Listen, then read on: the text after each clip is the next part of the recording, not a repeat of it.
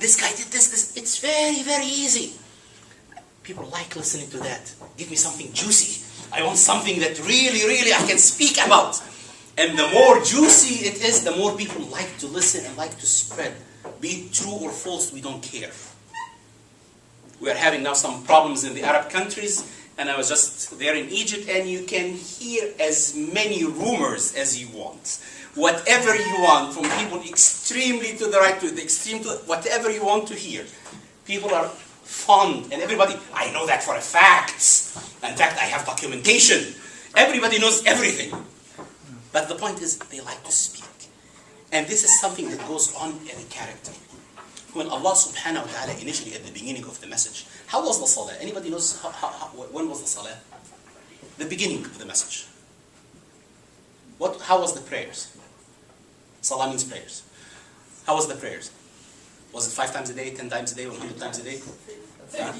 50? 500?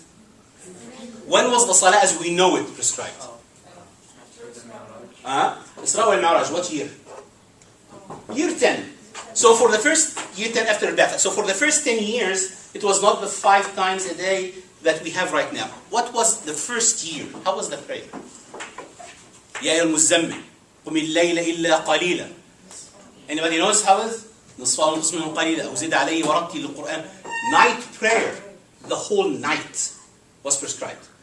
Prayers, not for the Prophet, for everybody, was obligatory between Isha till Fajr time. You stand there and pray. Maybe half, maybe more than half, maybe a little bit less than half, but most of the time. Good job, Mu'adh, right on time. Salah was prescribed a big portion of the night. Isha is what time? Let's say Isha is 9 o'clock, let's say Fajr is 6 o'clock. How many hours? Between 9 till 6? Yeah! 9. Good job. Half of it is how many hours? Half of 9 is what? 4.5. Imagine yourself praying. How many hours do we pray right now when we do the 5 prayers? 2 minutes, 5 minutes, 6 minutes, total of 20 minutes. It was prescribed 4 hours, 4.5 hours, 5 hours. You have to train yourself. You're going for the Olympics. The Olympics here is what?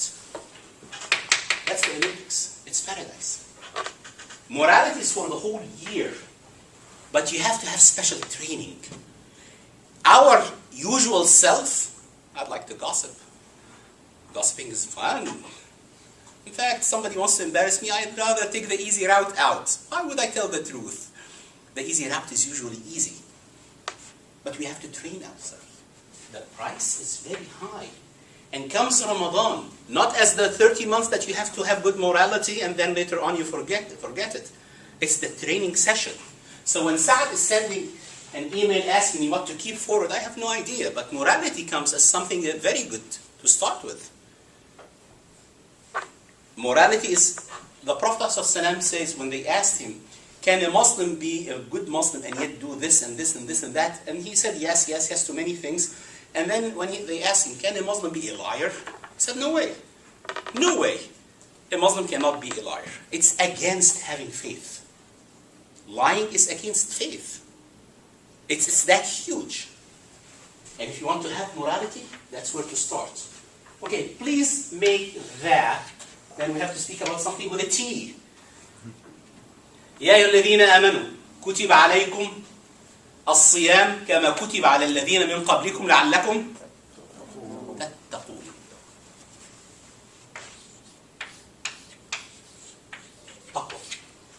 Allah subhanahu wa ta'ala gives, when people ask us Americans here, why do you fast? And the easy answer that comes to our mind, which is not wrong, but to feel how poor people are feeling. To feel when you're deprived of food, when you don't have donuts, biscuits, whatever that is on the side. To feel the famine that's happening in Somalia and happening in Africa, where people cannot find water. And we're speaking about millions of people. To have a feel about how things are. And that's not a bad answer, it's not an incorrect answer. But do we really feel it? We have the fridge, it's full of everything. And in fact, that's the season when We sit in the kitchen the whole day cooking and cooking and cooking and cooking and waiting. Oh, Maghrib is 8:02, it's 8:01, it's 7:59, what can we do? And you open the... We're not feeling that. We are hungry, yes. Especially the long hours, it's going to be long hours this August. But we know that there is help on the way. We know there is light at the end of the tunnel. People in Africa don't know that. People elsewhere don't know that. So we are not having this feeling as it should. Allah subhanahu wa ta'ala tells us in this ayah the reason that fasting was prescribed. بني الإسلام على خمس. What are the 5 pillars of Islam? 1, 2, 3, 4, 5. Wow. And silence. Reminds me of the medical school exactly. Medical students, yes. Praying, Okay. zakat, sawm, and... Okay, excellent. All of these will lead us to taqwa. But Allah subhanahu wa ta'ala, when He says about the salah, He doesn't say لَعَلَّكُمْ تَتَّقُونَ. When He spoke about Hajj, لِلَّهِ عَلَى النَّاسِ حَجِّ الْبَيْتِ مَنِ اسْتَطَاعَ إِلَيْهِ سَبِيلًا. He does not say leads to taqwa. Although it does lead to taqwa. What's taqwa? What's the meaning of taqwa linguistically? To shield yourself from... To shield yourself from the wrath of Allah subhanahu wa ta'ala. The English translation of taqwa is fear. It's not fear at all. أنا أتقي المطر. I shield myself from the rain. I'm not afraid from the rain, but I don't want to get wet. I use the umbrella. I don't want to get wet. I'm not afraid from the rain, but I don't want to get wet. I'm not afraid from the sun, but really I don't want to get sunburned. So I shield myself from those. So what you do is you shield yourself from the wrath of Allah subhanahu wa ta'ala. Allah subhanahu wa ta'ala is most merciful. Why would He have wrath on us? Why would He be angry from us if we do something that's wrong? So at least Siyam protects ourselves, gives us willpower. You control yourself. You're seeing things in front of you. You're seeing the fridge. You're seeing whatever you want, and you're not doing it. For what? For Allah subhanahu wa ta'ala. Man'a, He prevented Himself from eating and drinking for my sake. For Allah subhanahu wa ta'ala. As-siyamu li, Sawm is for Allah subhanahu wa ta'ala. I am the one who rewarded Allah subhanahu wa ta'ala. He didn't say this for the salah. Although salah is the biggest part. It's emaad al-din. I'm not saying that siyam is better than or worse than. But I'm saying Allah subhanahu wa ta'ala left the siyam specific thing. A specific door for it. And the door is named, the door of siyam, sawm, was-sa'imin. They enter from a door named Ar-Rayyan. A specific door for that. I don't know that there is a door for Hajj. Although Hajj is very huge, and Hajj is very important, Salah is huge. There is no comparison. But Siyam has a specific thing. It leads to taqwa. It helped me go to number 1. And unless we enter, we as a group of people here in Charlottesville, unless we enter with that concept, you have heard this before, you have said it before, but have we practiced it? How can we change this from something that we hear to something that we practice? And unless we come together and you tell me and I tell you, these are going to be just words that has no meaning whatsoever. And that's why we keep pushing this thing. And that's why the Prophet kept saying this over and over and over and over again.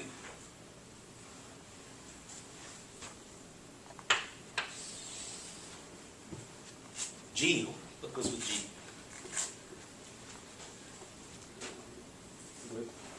Excellent. And work. And continue. What's that? Community. Worship.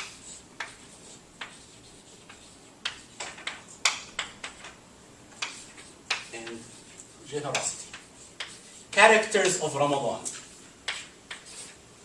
Coming from medical school, as some of you are going or are in medical school, you have to memorize things. You keep memorizing, and unless you have something to remind yourself, you are going to forget. Paradise, morality, taqwa, generosity, worship, and community. Generosity. Ar-Rasul alayhi salatu wassalam was the most generous of people, and he was most generous during the month of Ramadan. كان كالريح المرسلة. Anybody knows what's the ريح المرسلة? The running wind. What's the running wind? Let me, what does the running wind bring to you? What is the wind? Running wind. Wind. What does it bring? People living in a desert. They have no water. All of a sudden they are seeing running wind coming with rain. What does this mean? It means life. It means prosperity. It means everything. And the description of the Prophet ﷺ, he was like the running wind or the scent, al-mursala. He was like this, spreading prosperity wherever he goes. It's not settling in Charlottesville. It's going the rain with all the prosperity. It's going from Charlottesville to Richmond to Culpeper to Northern Virginia to wherever it is running, going everywhere, spreading prosperity. And the Prophet did that 12 months of the year, and in Ramadan, it was more and more and more of that. You want character to have in Ramadan? You spread that. Your capability is $50, be it. Your capability is $1, be it. Your capability is $1,000, be it. Whatever you can. There are needy people. There are needy people in this community. There are lots of needy people in this community. Some of them need money. Some of them need a phone call from you. They need a phone call to say, كل عام وأنتم بخير. Ramadan, I'm not saying Mubarak, Ramadan Kareem. Just a phone call. And guess what? You guys, being younger than I am a little bit, you can do it better than I. And visiting people, just saying, I'm not here for any reason. I'm just here to wish you a good Ramadan. If you can donate money, be it. If you can donate food, be it. Should we donate to the Muslims or non-Muslims? Donate to whomever. Donate to whomever. Humanity is humanity. Human beings are human beings. When somebody is suffering, has nothing to do with what the religion is. In Charlottesville, as a huge community, there are lots of people who are suffering. I work with dialysis patients. Anybody know what dialysis is? Okay. And we are here in the United States, which theoretically is one of the most rich countries in the world. And through what's called National Kidney Foundation, we managed to bring them scholarship, money. And the money was $10 a month. And what's stupid? What's $10? You're going to a family and you're giving them $10 a month, and you cannot imagine how happy they were with that. We are seeing extreme economic problem nowadays, and it's affecting lots of people here in our backyard. You can go to Africa if you want. There is lots of poverty. You can go to Asia, whatever that is, and that's good as well. But it's everywhere. And unless we learn, before I tell you that Salat al-Tarawih is 20 rak'ahs or 8 rak'ahs, and if you do this and that, and you do the suhoor this way, and you do the iftar that way, this is what Ramadan is all about. It's easy to say Ramadan is fasting from this time to that time, and you pray 2 rak'ahs and so on, and you meet and you eat and this kind of things. We know that. But unless we go to the depth of it, unless we go to our souls, unless we go to who we are, phones are not allowed. Unless we go to really what that is. And if you look at, I spoke about all of this before going to worship. I left worship to the other. In fact, I was thinking, how would I get in the morning when I push the worship at the end, and I came with whatever I could think of. But I wanted to push the worship. Generosity is very, very important, and it's not only money. Well, if you donate to ISCV, Islamic Center, that's good. We still need to finish the masjid. But I think there are more people needy nowadays, and we will come more. There's Zakat al-Fitr. Anybody knows what Zakat al-Fitr is? What is it? When it's the time for it, and how do we collect it?